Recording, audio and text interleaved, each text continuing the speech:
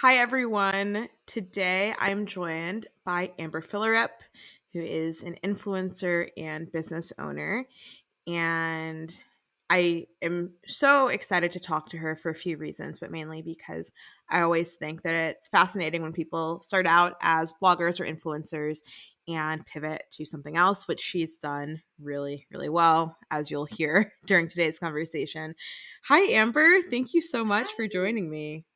Thank you so much. I was so excited when you reached out. So happy to be here. Oh, well, thank you. All right. So I did a very brief introduction, but tell everyone more about like who you are, what you do, where you're based, all that fun stuff. Me and my family, we live in Arizona. It's me and my husband. We have three kids. My son is almost 7.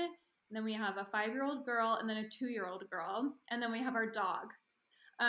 So we're all here in Arizona. We run both of our companies here. So we do our main company is our like influencer work. That's what we primarily do. But then we have two businesses. One that we launched 5 years ago. It's a hair extension company called BFB Hair. And then our second company is Day Hair. It's a hair care line that we launched last year in 2020, right before all this COVID stuff happened. Um, so it's been kind of chaotic, but it's also been really fun and like just such a passion project for me. So I maybe even think about it more than my kids. And when did you start blogging? I know I consider you one of the OGs. Like I blogging mean, before everyone was kind of. blogging. Yeah, like it was definitely before there was ever like an influencer title or anything like that. Like I never knew I could make money, nothing like that.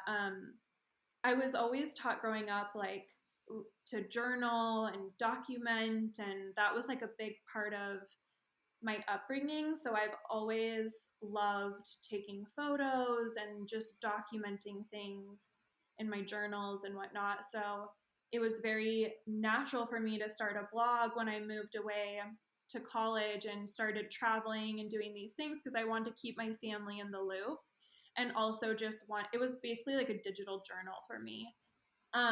So just kind of started doing that, and it was like this unique alignment where social media came around, Pinterest, all of that, and it just was like kind of the perfect storm, I guess, that led me here.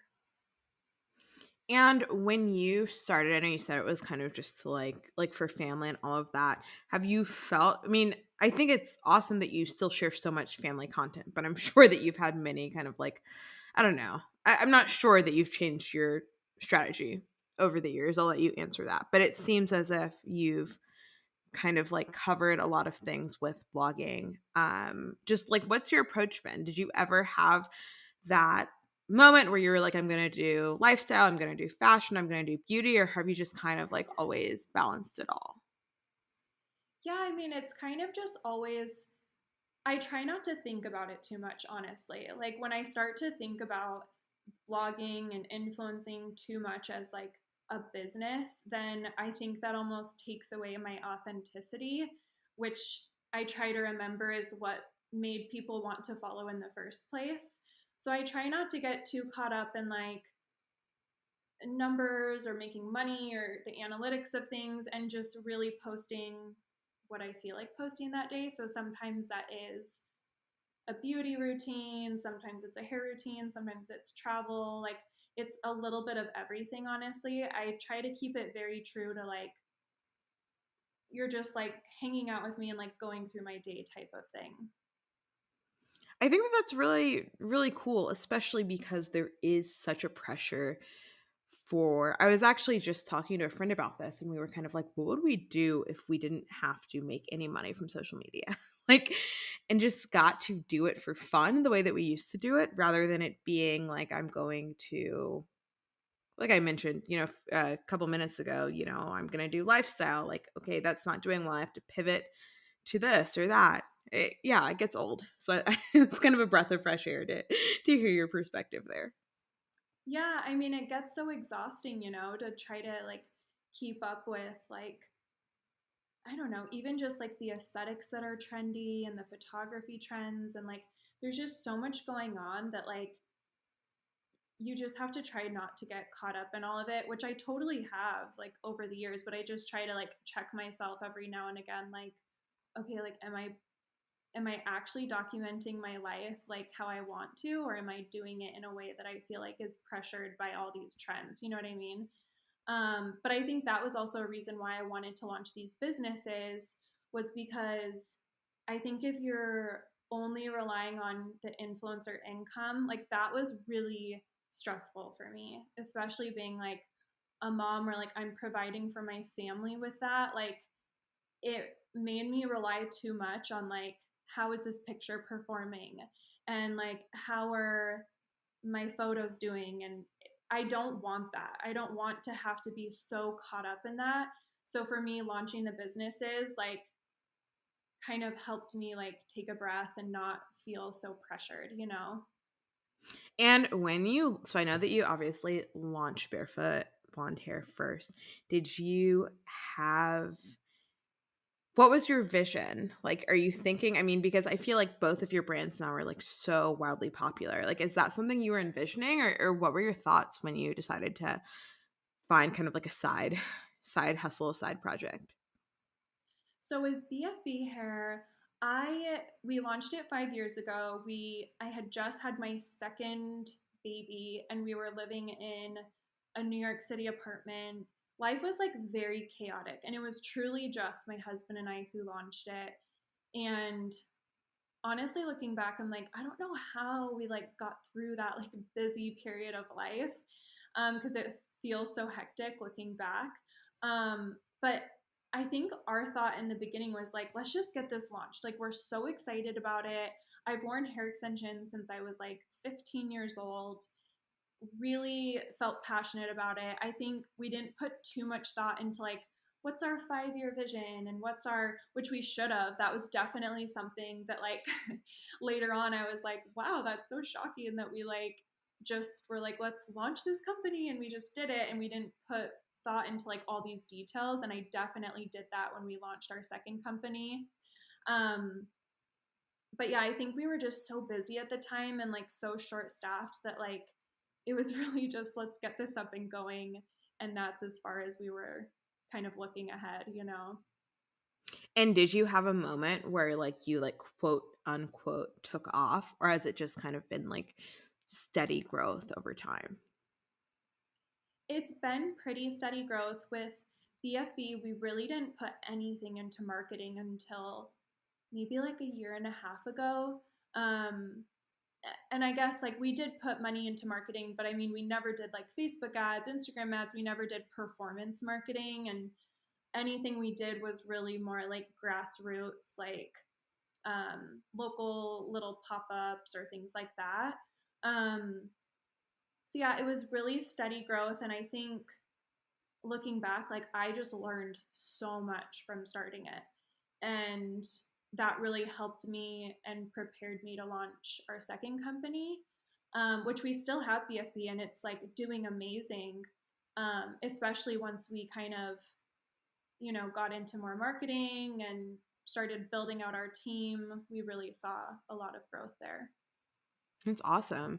How has it been balancing family with, having being an influencer and then having two really successful brands? Because as I said, I think I love, and I think so many of your followers love how much time you're with your family, how much you share, like how close you guys are.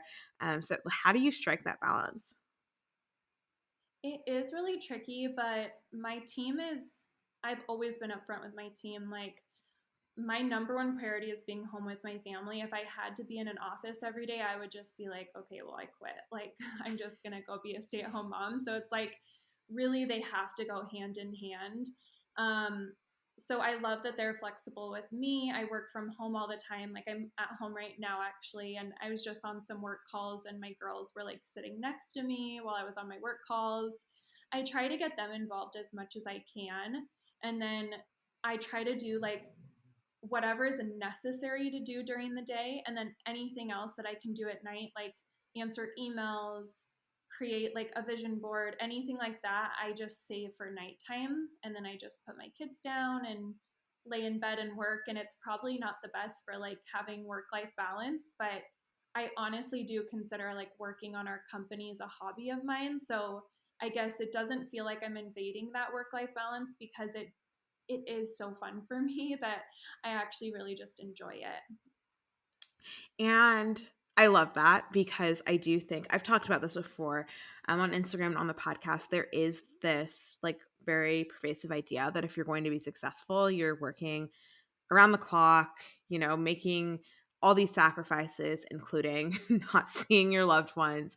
And so I always think that it's like super refreshing when there are people who are like, no, like I actually see my family and I still do well. I just think that that's so encouraging.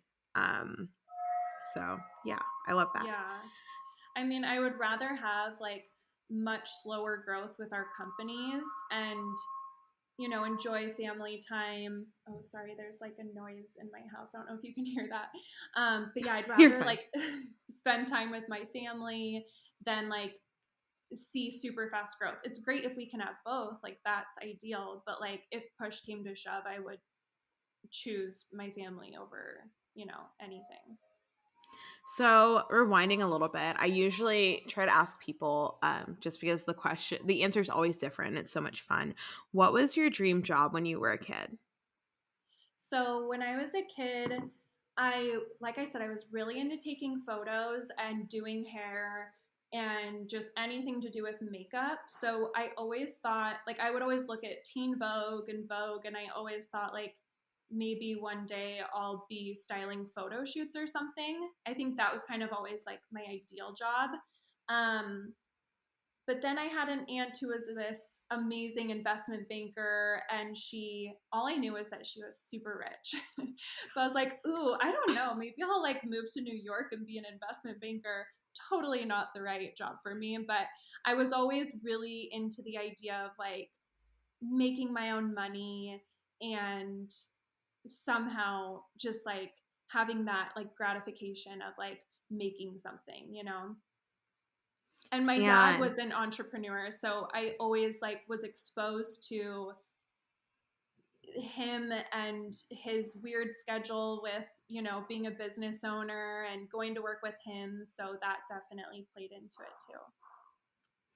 And as you got older, so like I know that as you said, you like started your blog, obviously not thinking that it'd become what it was today. But did you have like a moment where your goals shifted, or like what were you thinking, or like what were you doing around the time that like your blog started to become successful? I was doing hair. I was actually a hairstylist. So always have really loved hair. Went to hair school. And I was doing hair. And then once the blog started to take off and I had my first kid, um, I can't remember at the like what point. Actually, yeah, my husband was in law school. That's what it was. He was in law school, and when it really was taking off, I was like, I really need to hire someone to come in and like help me. But it's such an intimate role to play because it's like I almost need that person to be with me like all day, and I wanted to keep it authentic. I didn't want to like hire photographers and have everything feel like a photo shoot.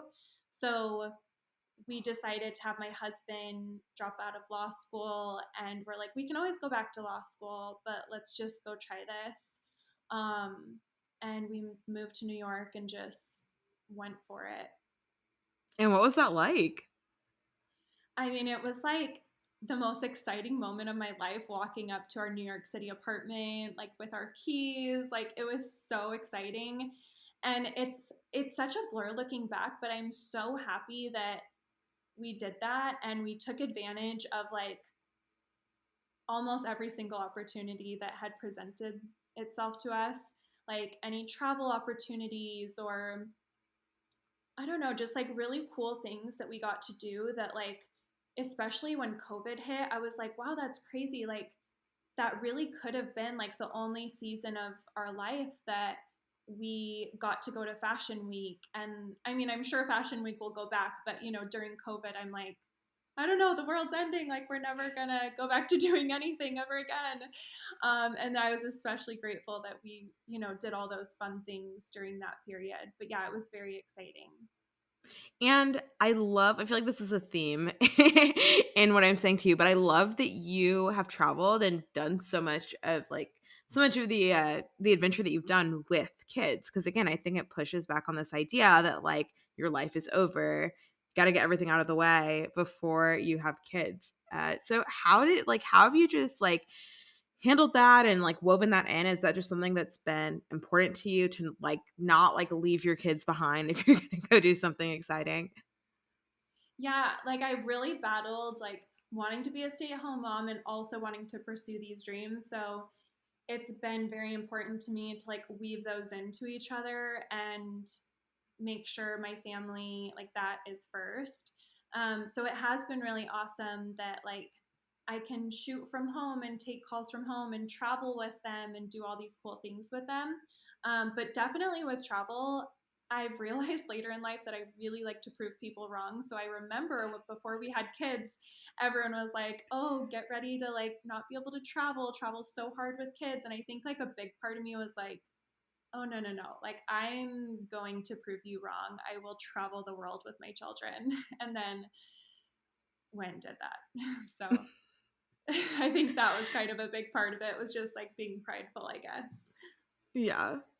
And I think it's so cool. Do you have followers or people who you like have kind of like watched your entire family like grow up and follow you along the way? Like what's it like having people who have followed your life for so long?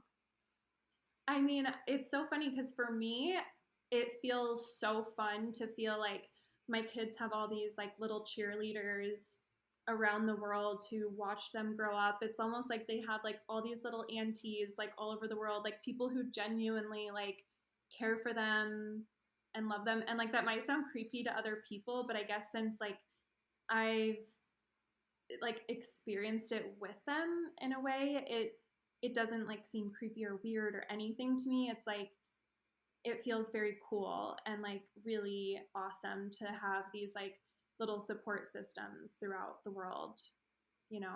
I think that having so many people like rooting for you, even people who haven't met you is really cool. Are your kids like Yeah. into I mean, I know they're very young for social media, but I'm sure that they love it. But do they just like love taking pictures, all of that, or like how do you kind of like manage that?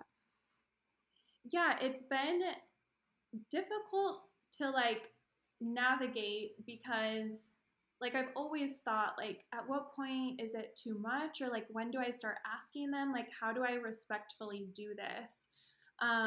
My son, who's the oldest, he does not like photos, so that's why he's not in photos as much. And it's funny because I think people all the time are like, you have a favorite kid, your daughter Rosie, and it's just because she like loves the camera. And I think like no one should ever mistake like respecting privacy for like lack of love or whatever. It's like purely out of like me just respecting his privacy.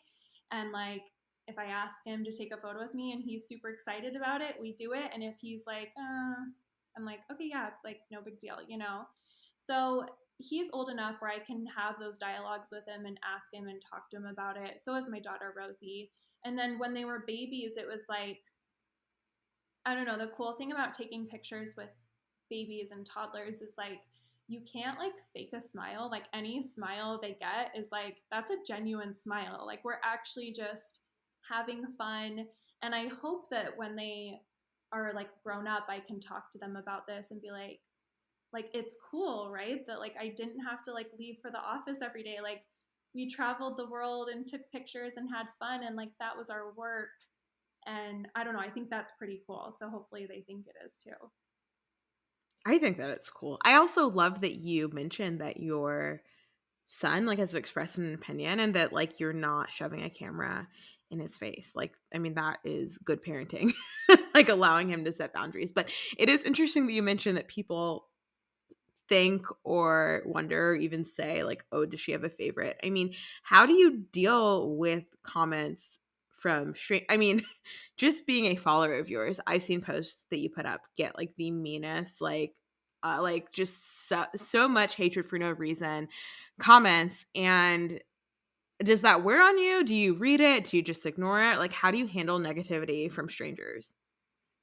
In the beginning, it used to bother me more. Um, to say I'm used to it sounds kind of like sad, I guess, but I am somewhat used to it to where I can really separate myself from the negativity. Um, it does bother me a lot, of course, when they say things about my kids, or that really bothers me. But with my parenting, like in the beginning, I felt very like insecure when I only had one kid. I was like a first time mom. So when people would say things like, you're a bad mom, or you're doing this wrong, or whatever, like I would really take that to heart. But now I'm like, no, I know what I'm doing. I feel very confident in my parenting style. I feel very confident in how I'm raising my kids with my husband. And so now I don't let those bother me at all. Um, but yeah, I mean, it's more just like an annoyance than anything. You know what I mean? Where like, it's like, oh, it's so annoying, but like, it doesn't necessarily like make me look at myself any differently or anything like that.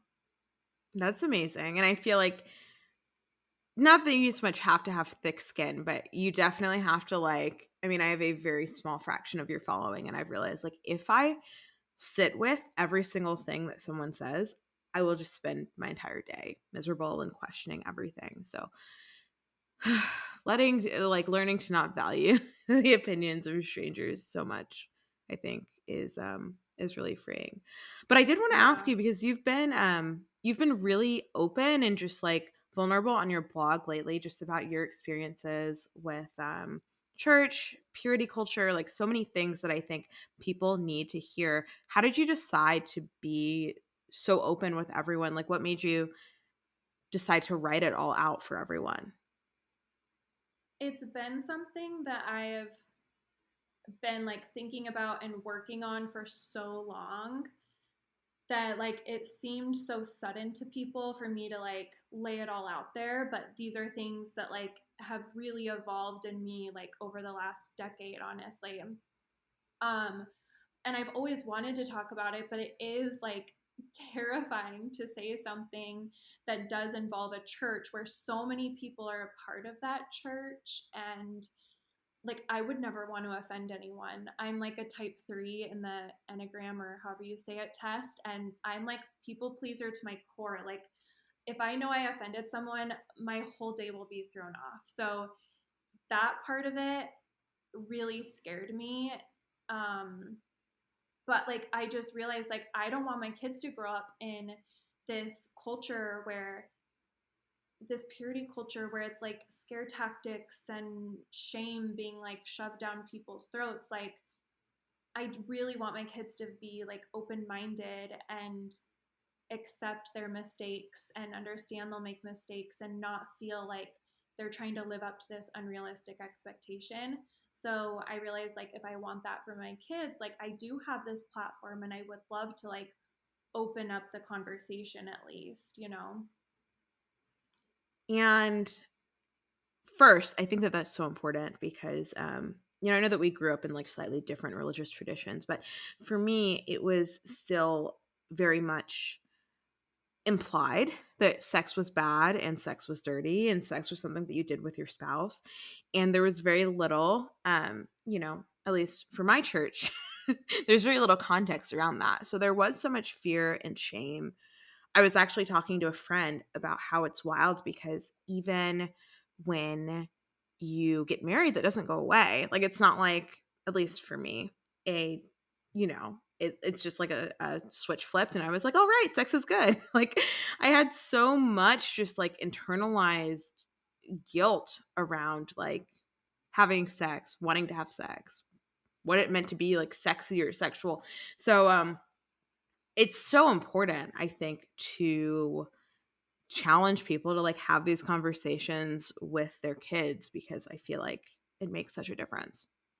Absolutely. It's so funny you say that because that's the thing I think people don't understand is when I talked about that, I feel like everyone thought that like I'm just going to teach my kids like you can go have sex whenever you want. Like that's not the case at all.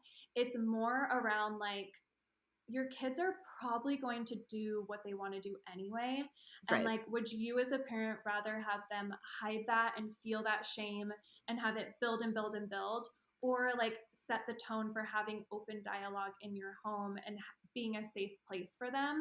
So I think it's more around like teaching them to want to make good choices and not like scared what's going to happen if they don't make those right choices and like separating those two. But to your point, like even if people do wait until they're married to have sex, that doesn't mean that like all these internalized like things that they were brought up to believe just disappear. Like there's still issues that can come out and it's not always great. So I don't know. Like I'm still trying to figure out like exactly what my thoughts are on this and like exactly how I want to teach my kids. But like at the end of the day, I just want it to be like open dialogue, safe space, like please make good choices, but like I'm here for you if you don't. And like I don't want you to ever feel bad about like any mistakes you make and feel like you're less of a person because I think that was my main thing growing up. Like I remember talking to certain people who I knew were really good and feeling like they are like actually better than me. Like I would almost be like surprised when they would say hi to me. I'd be like, "Oh, like you said hi to me? Like you're so good though." Like I genuinely felt like I wasn't as good of a person. And like that's so sad to me. Like going through therapy to like understand these and like work through these things has just made me like never want that for my kids or anyone really. Like any teenager should never feel like they're less than because of something they did. Yeah, and I've seen, I mean, I obviously don't know all the feedback that you've gotten, but I've seen at least on Instagram when you've shared a lot of people thanking you because I think it is like a very common experience, and it's just so interesting how deep it goes, even down to the idea of like modesty and being like modest, especially if you're married. It's still it's so hard to let go of, this idea of like, can I wear this swimsuit? Can I not? There's just so much, I think, when you grow up in a culture that like very much like places modesty and purity on a pedestal, unpacking that. Yeah. Well, and also, like, specifically with modesty, I think it really pits women against each other because you're looking at other women who are dressed, quote unquote, immodestly, and you're like, why are you doing that? Like, you're going to give so and so bad thoughts. And, like, it's like, oh my gosh, that's such a stressful way to live life. Like, I would much rather have place the blame on the guy who's having the bad thoughts and be like, okay, like, we're like sisters. Like, I love your outfit, whatever you're wearing. But like if my husband or boyfriend or whoever is going to have bad thoughts, like it's like that's on them and that creates such like a better culture for women to like band together and not feel so like you know what I mean? Like it's just it's such a stressful way to live life feeling like you're always like looking out for your husband's thoughts and like Yeah. oh, I just can't. I can't. Yeah, especially on social media, I feel like it's magnified even like more than it would be if you didn't have a public presence because people feel entitled to your life, what you do, what you don't do. I mean, I'm sure that you've experienced that magnitudes more than I have, but it can wear on you for sure. Yeah, I mean, modesty is for sure a scale. It's not just about what you're wearing. And I think like recognizing that helps you see people for what they are and not just what they're wearing, you know? And as you've been sharing and writing blogs about these topics, like what feedback are you getting? As I said, I know I've read comments from people who are very grateful for it, but just like overall, what has it been like being that honest online? I mean, my first post I did was really great. The post about sex was very mixed. Like, I think people more than anything just not understanding exactly what I was saying. But I would say for the most part, the feedback was really great. The third post I did, which was it's titled "My Church Experience Part Two" on my blog. That one was very like mixed reaction, like 50-50. I think because I did go into like a bit more detail, and I think because I didn't have like this perfect experience in the church, our church growing up, people really like felt offended on behalf of the church for that, which I totally understand. I anticipated that and I sympathize with that.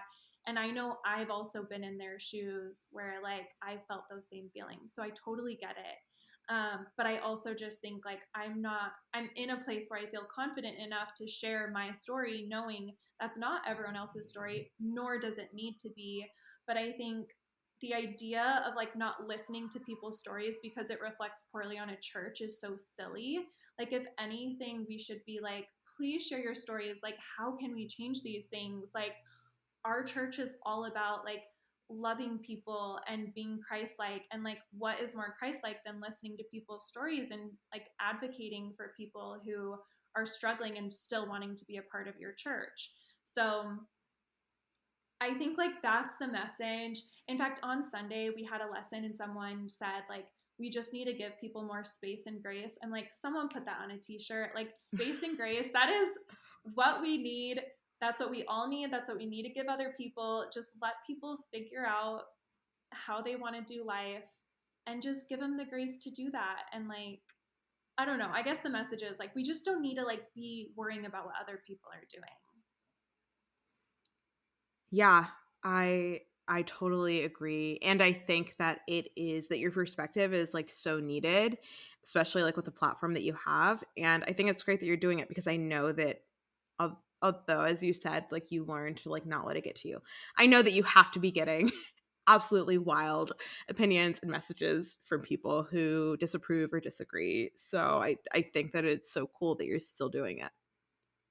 Yeah, I mean, I definitely debated deleting it at one point, but then I was like, okay, no, I'm gonna do this. I got this. But yeah, definitely have those moments of like, oh, holy crap, am I offending people? And then I'm like, okay, regroup, it's fine. Well, as I said, I definitely know that it's like resonating with a lot of people. So I think that it's special. But Oh, thank shifting you. gears, I'm, of course, I'm curious, what does your day to day look like? I know that you described, how the day's been so far, but how do you divide your time usually? Honestly, it's so different day to day. It's crazy. I mean, Mondays are always really busy for me. I try to get as much done as I can on Mondays, and that way the rest of the week I'm really flexible. Like if a kid is sick, I can work from home and be with them, or I don't feel so stressed out the rest of the week. So Mondays are always really busy. The rest of the week, oops, sorry. Okay. Can you hear me? Yeah. Okay. And then the rest of the week, it's usually like a mixture of me and my husband like going back and forth. So my husband is like stay-at-home dad. He's super dad. He's amazing. So we'll usually get a sitter like once every other week or something and go out and get a bunch of content. I pop into the office every now and again. Sometimes I bring the kids, sometimes I don't.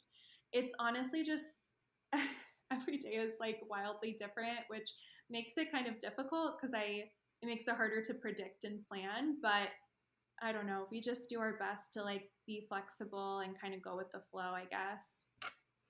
And I know that you said that you kind of have like a more casual approach to content, which I think is so cool.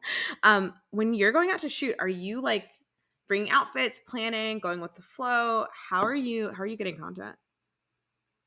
Yeah, it's usually I'll have ideas throughout the week. And we used to be able just to go like, oh, we have this idea, let's go shoot it. But now with three kids and like their busy schedules, and it's more like I have to save those ideas and then do like a big content day.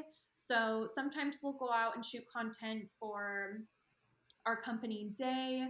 We have a new product coming out soon. So lately we've been shooting a lot of content for that. We'll shoot any of our collaborations and campaigns with companies, and then just any other like fun ideas. If I, want to do some extravagant shoot in the desert for fun, like we'll go do that. It's really just whatever like needs to be shot at that time. We'll try to just like go bust it out. I know that you mentioned that your husband was in law school before he like started helping you or working with you full time for a bit.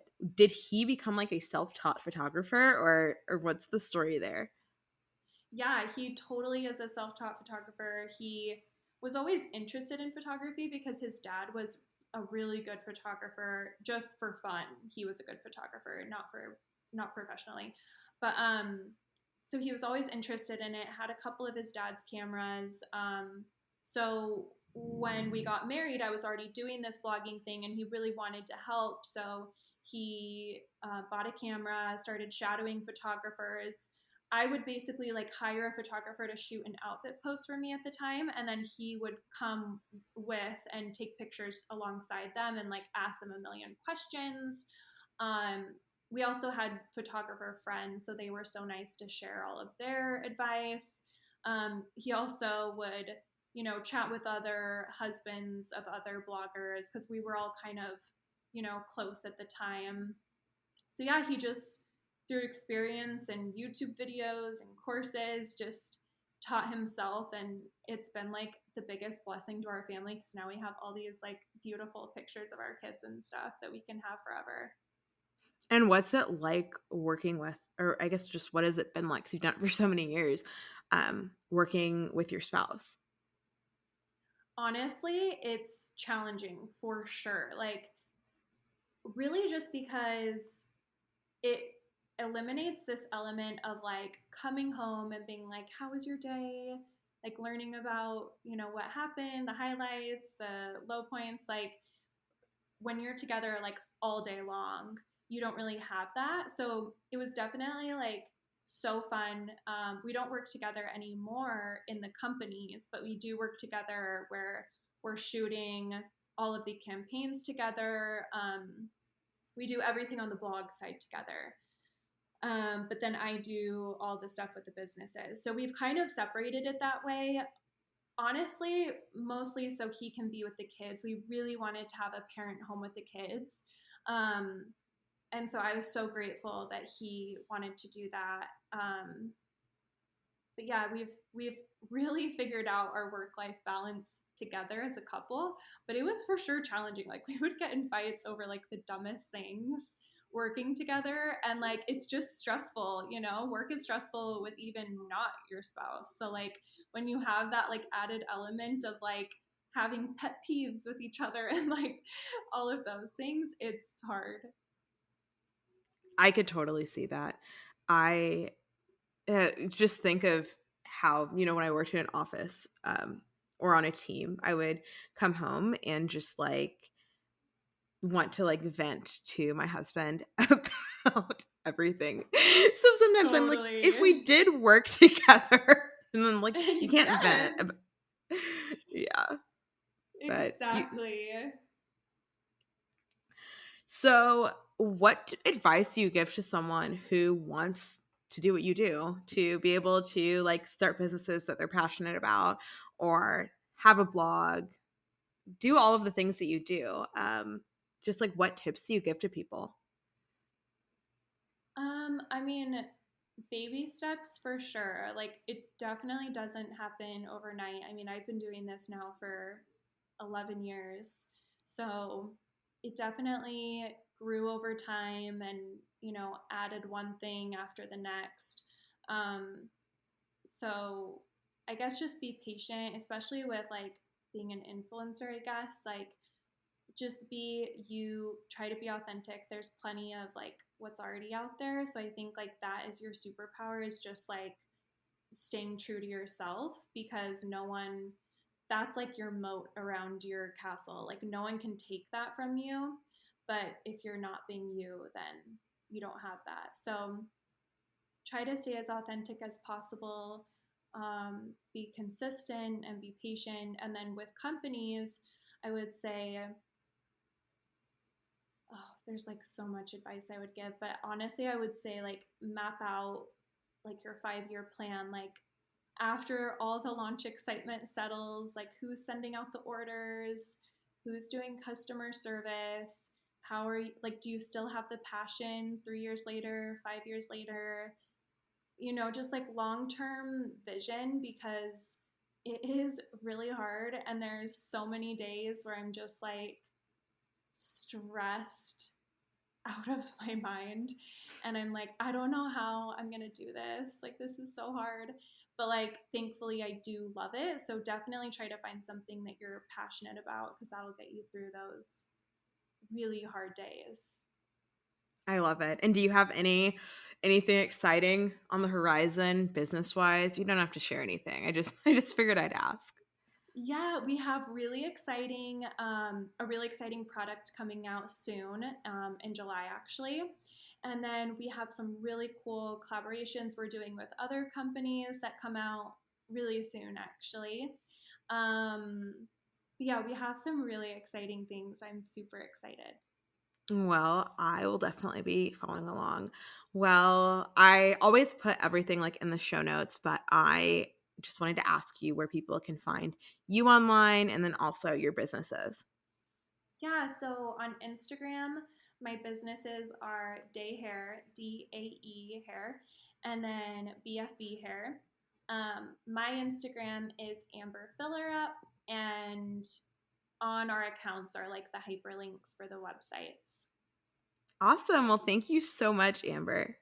Yeah, thank you. I loved this.